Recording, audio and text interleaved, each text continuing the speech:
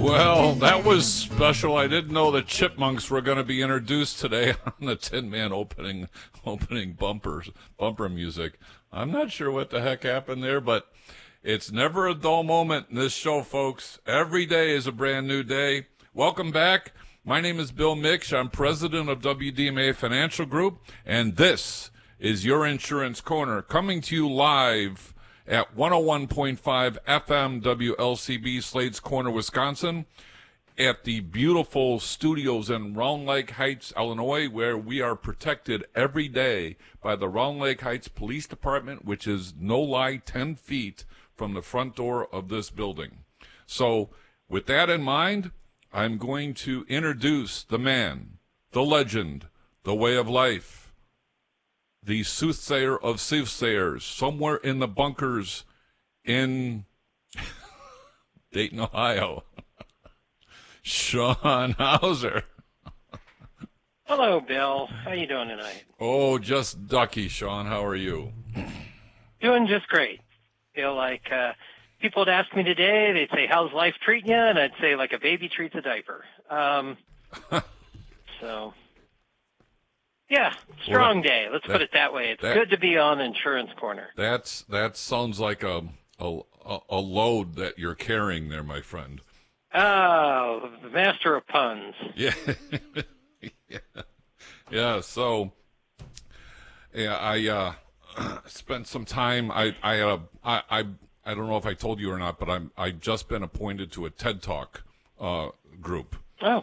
And they're getting me prepared, along with a bunch of other people, to actually go out and give speeches or presentations or whatever. And there was a 5-hour seminar today, which I found out a couple things. The first is they liked my topic. That was a good thing. The second part is brevity is not my virtue. And really? Yes, and that's why this radio show flourishes, because I don't have to worry about brevity except at the bottom and the top of the hour. But you've got like 60 seconds to 90 seconds to make your pitch to see if they'll even invite you to the next step, or invite you to their organization to make a speech. And then the speeches could be anywhere from 7 minutes to 15 minutes, maybe 20, and then if you're really good, maybe you get a half hour. I don't know about all of that, but these particular speeches are meant for teaching moments. So we're going through that, and it's I signed up for it, and I'm not disappointed. It's a different learning curve that I've got to learn. And it may actually help in the context of some of the things I do in my professional world. Here at the radio station, not so much. So we'll see. So how was your weekend? The weekend was good. Went to see in Dayton, the Philharmonic will do this series called Rockin' Orchestra. So the orchestra plays behind a cover band who plays, this weekend was the music of Green Day. And so we went to see that on Saturday night. And on Saturday afternoon, I did a lot of work on the house, so pretty good. And it was a pretty busy day until Saturday night, and then got to see some pretty decent music. So, yeah, it was fun. How about you? Very good. Let me see. I don't remember what I did on Saturday. Actually, no, I take that back. I had a pretty busy weekend. I had a guitar lesson, and I with my guitar teacher, and I introduced. I've learned the song "Imagine" by John Lennon, but I'm doing it a different way. And it's not. He's from England, my teacher, so he didn't resonate with the way in which I did it initially. And I told him right out the gate before he even showed up, I said, I'm doing it differently. I'm not doing the song the traditional way. Full disclosure, I saw somebody play it the way I'm doing it on an AGT, Americans Got Talent YouTube thing, and I really liked the way this guy did it. So I took it and kind of blended it into my own little world. And I just told my teacher, I said, I need some help finding my vocals. So we found that. And so there's a part where I have to do a falsetto, where I have to jump an octave higher than my normal talking or singing voice. And that was easy. But coming back down to that, that's the hard part.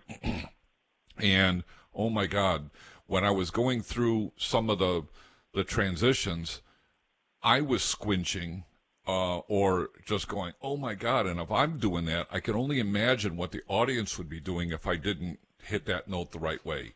So we found the range. I tinkered with the capo, which is a little doohickey that goes across the fingerboard, for those of you listeners who don't know what that is. And we found that place, so now I hit it perfectly. And it also it's something, Sean. I have to take a small breath in order to readjust from falsetto back to normal. But here's the funny part. Remember I said he didn't resonate with it all that well? By the time we got done with the lesson, he was humming it out the door. And I said to him, I said, Rupert, I thought you said you weren't too fond of this. He said, well, I will tell you, it's not traditional, but it's pretty good. So. Yeah. Some people have that problem, like when you play music in a different, like cover bands and stuff, or, when an artist will redo an original, as the older the original song is, like the pressure to not screw it up is just exponentially higher. Yeah. Right? So when you talk about that song, Imagine by John Lennon, I mean, if it was Imagine by Will Smith, who cares? Yeah, right. Right. But it's John Lennon. I mean, he's one of the, top 50, musical artists of the, in the world, 40s through now, right? Yeah. And because he was, because of the Beatles and because of the way he died and everything, and that being his signature song, you always get those people that they couldn't care if Angels sang background vocals and everything. They don't like it because it's different. Yep. Well, interesting enough, Wagon Wheel is an old song. It's been around. Bob Dylan wrote that song, or at least participated in writing that song. And, this generation of listeners know it from Darius Rucker. Darius Rucker. Yeah, as a matter of fact, that's how I know that song. It's one of my favorites. Right. I heard somebody playing that in a bar. Yeah, as Darius Rucker would play it. I just learned it. It's only 4 chords, and it's 4 chords pretty much throughout the whole freaking song. So it's real easy to do. It's just a matter of getting the rhythm down so that you got everybody dancing in their chairs or whatever. But it was actually written by Bob Dylan, so I went to listen to what Dylan did with it. And kudos to him for the music and the lyrics and all of that. But it wasn't a great song, at least for my ears. It wasn't that great of a song. Darius Rucker put this thing on the planet. And now you go to a bar and you hear it, and man, everybody is, wagon wheel this and, rock me whatever. So there's a lot of artists that will redo covers if they get the permission from the original artist. But I've also been told that if the song's more than 50 or 60 years old, it's now public record. You don't have to do anything; just do your thing. You're a public domain and all that. Yeah. You still have to do. Sometimes you have to pay royalties to the producer and the composer. But when you talk about that song, because I've done this research before, Old Crow Medicine Show, has a version of that, and they play it different. And then you'll see, like, Lou Reed does it differently. Yep. And there's a lot of people that have sampled that song. But when you talk about taking a really good song, I mean, Bob Dylan was good in that era. It was folks music, right? Right.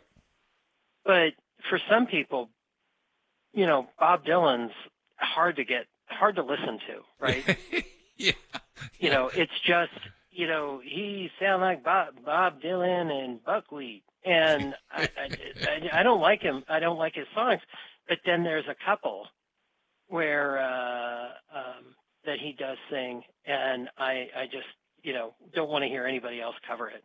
Wagon Wheel isn't one of those. Yeah, definitely. So so I did the guitar lesson, and then later that morning when I got back, I helped Sally do some yard work, which is honestly not my forte. I will freely admit. I wasn't feeling all that great, so while she was digging a hole in the ground to get rid of some ants, I was playing guitar for her. It takes everybody. It takes a village, Bill, to eradicate pests. Yeah, so we were just helping. I helped a little bit. We did some stuff, and then Saturday night, I forget what we did Saturday night, to be honest with you. Sunday went to church, and then I think there was something else going on Sunday, but not a whole lot this weekend. This weekend is not this weekend. Is it this weekend? Next weekend is Father's Day.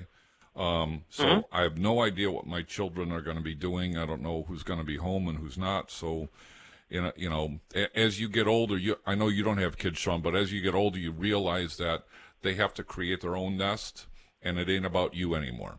So that's okay. I can deal with that. Well, maybe they'll come and ask you for money, like the old times. Yeah. So we're going to get right into some. Oh, one last thing. Cubs and Sox are playing tonight. The Sox are literally the worst team in the major leagues right now. I think they've only won 13 games and are on a streak. They've lost 11 in a row, and they lose the 2 or 3 that they're playing against the Cubs, it'll be 13 or 14 in a row, which for the White Sox will be a record. I heard an analogy by one of the sports guys on the radio show this past couple days. The White Sox have a bunch of Double-A players with 1 or 2 major leaguers on their team. They're just a bad team. Give them kudos for trying, but they're up against the world, and so you don't envy their situation. And then the Stanley Cup, last thing, I'm a big hockey fan. The Florida Panthers are playing Edmonton. Now, Sean, are you pretty good with geography? Do you know where Edmonton is? Yeah, it's in Saskatchewan, I believe, or is it in Alberta? But it's in Canada. It's Saskatchewan. I think it's in Alberta. No, it's far west. I don't think it's Alberta. I think it's in British Columbia. Let's put it in Alberta, Canada. Oh, it is? Okay, well, I stand corrected. Ohio with the win. Yeah. Yeah, so it's a haul from Florida to Edmonton and back. Yes, it is. It's not like that, Chicago and Dallas, for example. So it'll be interesting to see what their travel schedules are going to be like because of just the pure flying back and forth. So we'll see how that goes. But it should be a really good Stanley Cup. So with that in mind, we're going to move on to a topic at hand. We're going to talk about the pros and cons of Medicare supplements. We were starting to do that last week, and we lost track of time, so typical of yours truly. So we're going to talk about the pros and the cons of Medicare supplements. And then by curiosity, an article appeared in my little informational pieces today, and it's entitled, Medicare Plan Pay Confusion Could Wreck the 2025 Enrollment Lawsuits Warn. I'll just leave that as a little teaser because there are changes coming down the pike for Medicare Advantage plans that are going to cause a lot of problems, and we'll get into that in a second. But let's talk about Medicare supplements versus Medicare Advantage plans. For the most part, Medicare supplements have their pros and cons, as do Medicare Advantage plans. So let's talk about Medicare. We're going to kind of go back and forth between Medicare supplement and Medicare Advantage. So with a Medicare supplement plan, as long as a physician accepts Medicare, you can go to any doctor you want, any hospital for sure, unless they're private and specifically say they don't take Medicare. And nowadays, I don't know if there's that many private, if any private hospitals left on the planet, especially given the way healthcare is. But in the Medicare supplement world, you can go to any doctor you want, any facility you want, as long as they accept Medicare. Now, if they don't accept Medicare, as I like to say, tongue-in-cheek, Jesus Christ won't pay that claim.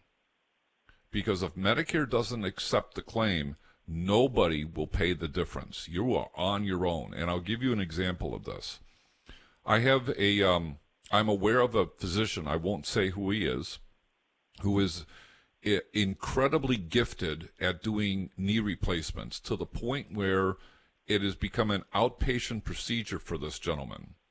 And he's trained a bunch of others to do the same kind of thing, because this guy's a little older now than he was when he started the program.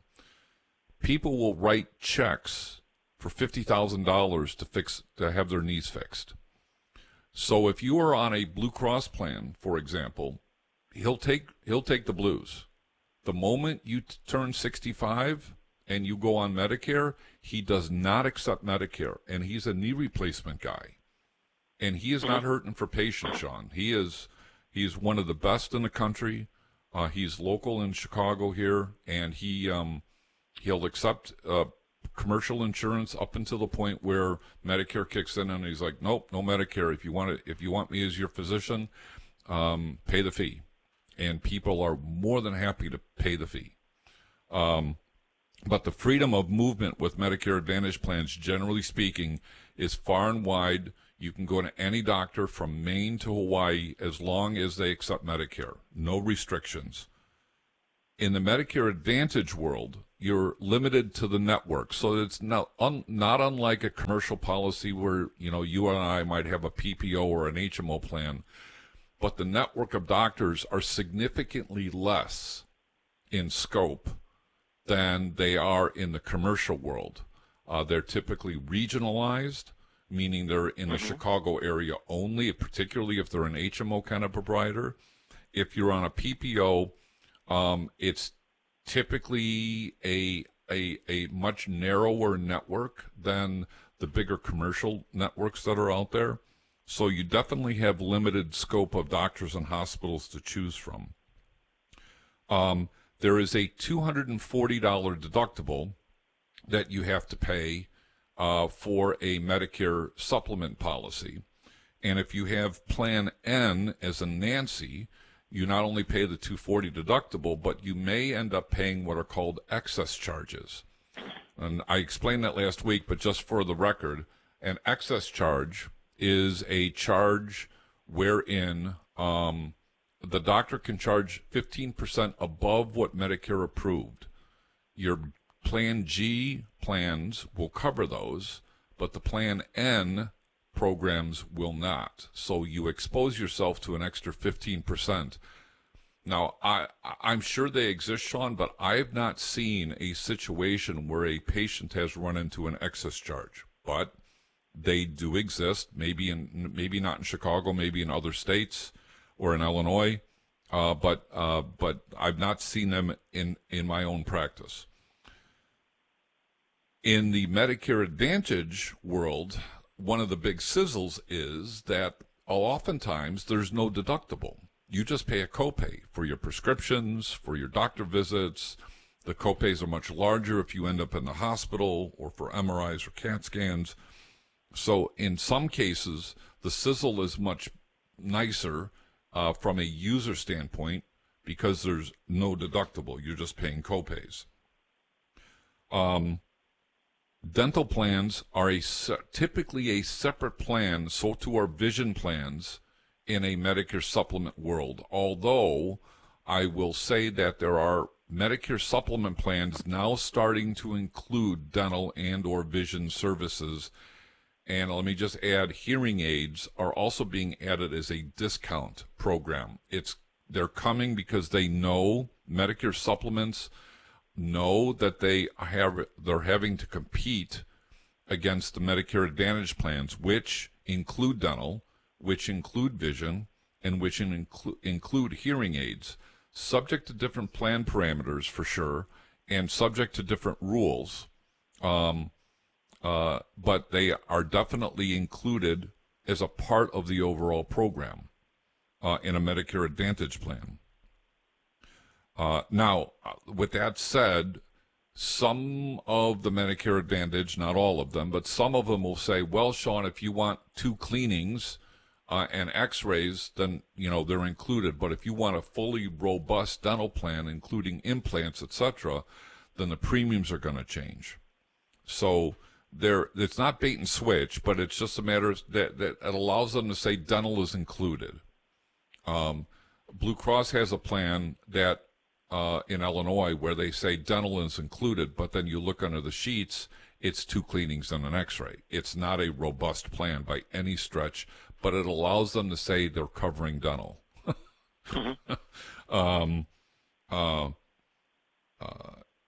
There is in the Medicare supplement world, you don't have to buy, but prescriptions are not included in the supplement world. You have to buy a separate program for that. If you don't buy the separate program, do you remember, Sean? I've talked about this in the past, but do you remember what the penalty is if you don't buy a prescription program when you're eligible? You're subject to underwriting, aren't you? No, not at all. For prescriptions. I'll get to the underwriting thing in a second, but not for prescriptions. The prescription program, if you don't sign up when you're initially eligible, it's a 1% per month penalty for every month you didn't have the prescription program. It is open enrollment from October 15th through December 7th, no questions asked, for a prescription program. So let's say you were eligible for a prescription program in June, you elected not to do something, you had an epiphany, or you talked to somebody like me, and you're like, oh, okay, I'll go get one just to have one. Or maybe some medical thing happened where you went from $0 to $100 a day for prescriptions. I'm being a little facetious, but things happen. And all of a sudden you need a prescription program. You can still get one, no questions asked, for prescriptions. And you'll have about 20 to 25 different choices, and the formularies are all different. So the real tricky part is making sure that once you enter in your drug portfolio into the system, that you would do a good evaluation over the program that you're looking at. And it's not that simple. It takes a little bit of a structured eye to know what you're looking at. And the way it's built, just for the record, they will show you the cheapest one first. The cheapest one doesn't mean that's the best one. It means that's the cheapest one. It doesn't mean that your pharmacy is in the network or out of network. You certainly can put your pharmacy in there, and it will tell you. If you are going to an out-of-network pharmacy, it will absolutely tell you you're going to get hammered in terms of your copays and stuff. So it's a matter of first finding the right plan, making sure your pharmacy is in the network. It's going to be called in-network or preferred. And then your prescriptions are the second part of that equation. There are going to be some drugs that some of the carriers will not cover and others will. So, and that will force you to do a deeper dive into the evaluation. In the Medicare Advantage world, the prescription program is baked into the system. You're not paying any extra per se, with the exception of the IRMA charge, which I'll get to in a second. And in that context, you're going to be limited as to what that particular insurance company is offering. I'm going to be very specific here. In the Medicare supplement world, Medicare approves most of your medical care. In the prescription world, there is an insurance company backing that, and they're going to approve it. But their portfolios and their what are called the formularies are fairly robust, but you do have to look under the sheets to make sure that you know what you're getting. In the Medicare Advantage world, the insurance company's formulary is the mandatory formulary that you have to manage with. And they may have shrunk it from their more larger commercial, more robust formulary to something smaller. So you're going to be limited in a Medicare Advantage. This is not to say it's bad or good, it's just a fact. You may be limited as to what the formulary is with a particular type of Medicare Advantage plan, but it's baked in. One of the biggest things that get people's attention is premium, because that's the first dollars in, first dollars out, right? In a lot of cases, right now, underscore the word right now, the premiums for Medicare Advantage plans are zero. So if I showed you a plan, Sean, that was a Medicare supplement, and it was going to be $160 a month for a $240 deductible, and I showed you another plan where it was zero premium, you had an out-of-pocket of, let's say, $5,000, and you had copays for your prescriptions, everything being equal, and you were concerned about maybe your finances, and maybe your doctor's in the network with the Medicare Advantage, how might you proceed just knowing those small facts?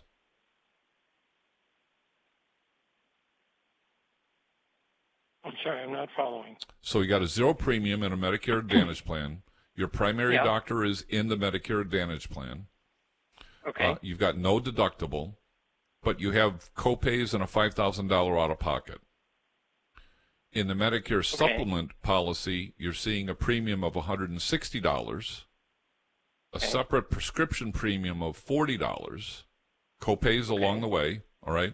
And your doctor takes Medicare. So the doctors are equal. It's $160 versus zero.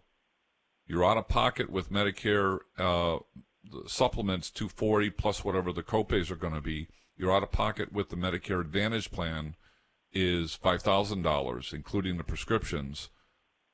But the premium is zero versus $160. And your doctor takes both plans. Where do you go? Well, I'd have to be more cognizant. I think people are going to take the $0 premium, but I'd have to be cognizant of, when I have to use this thing, I've got to have the $5,000 to exactly right out of pocket. Yeah. So what the sizzle is people look at if they're already restricted as to what their income levels are. That's going to be if they're on a fixed income, that's certainly going to get your attention. If the out of pockets aren't out of the ordinary, let's say they're only set at $3,000, that might be okay. But if they're set at $8,000, that might be a different dynamic. And there are some plans out there that are $8,000 out of pockets. But a lot of people choose the Medicare Advantage plan right now because they see zero premium, and that's the first real pain point that they see. So they'll default to that, particularly if their doctor's in the network, particularly if their prescriptions are covered. And then they're getting dental and vision for nothing. However, I'm just reading this little article here.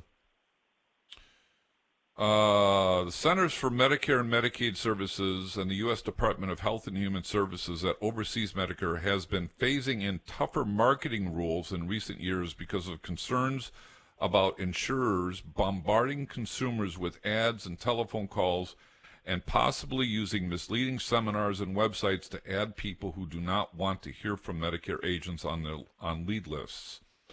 Executives of some health insurers contend that the high producer compensation costs hurt smaller issuers' efforts to compete with big issuers. For 2025, CMS, Centers for Medicare and Medicaid Services, have adopted final regulations increasing the maximum agent compensation by $100, requiring insurers to include agent support services spending in that total.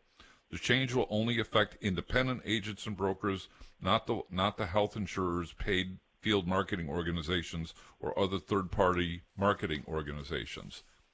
CMS expects a 2025 cap for Medicare Advantage plan sales to be about $726. The cap for renewals is $363, and I'm going to stop there.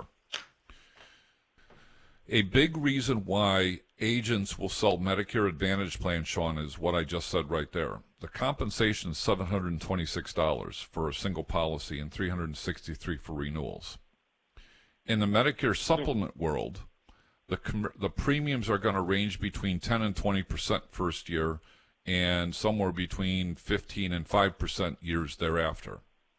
So if I'm showing you simple math, a $200 premium, and I'm going to get a 10% a month commission, am I excited from a commission standpoint? No, because I got to sell a bunch of those. Yeah. If I sell one, I'm going to get $726. Now I just made. Well, okay. Yeah, you just sold the equivalent of 34, 33 policies. Yeah, well, it's $20 a month. On the $20 one. Yeah, I'm going to get $240 a year versus $763 a year. So I'm going to make $500 more by selling a Medicare Advantage plan.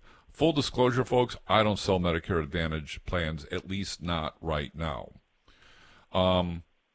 But so there is a financial incentive for brokers to sell this stuff. I don't begrudge them. It's fine and dandy. There are rules that they have to follow, and some of those brokers have gotten punished. But there are problems that are set inside the rest of this 2025 thing that could cause some problems with their compensation schedule, because what's going to happen is the regional carriers may get put out of business by those compensation structures because they don't have the bandwidth that the bigger carriers have.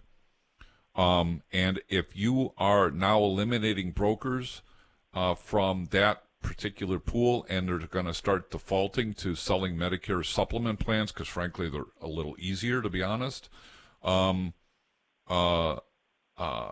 you could have a terrible enrollment period for 2025 because you're all of a sudden cutting off the compensation arrangement that brokers are making. So we'll see. This is going to be we're going to know more in September or October how this is all going to fall out. So stay tuned, folks, on that one.